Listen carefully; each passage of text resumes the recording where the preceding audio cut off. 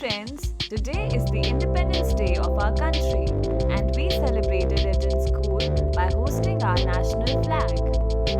Our flag is also called Tiranga or tricolor as it has three colors.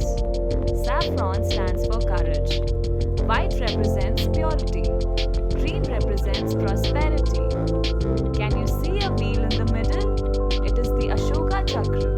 The 24 spokes in the center represent the importance of 24 hours in a day.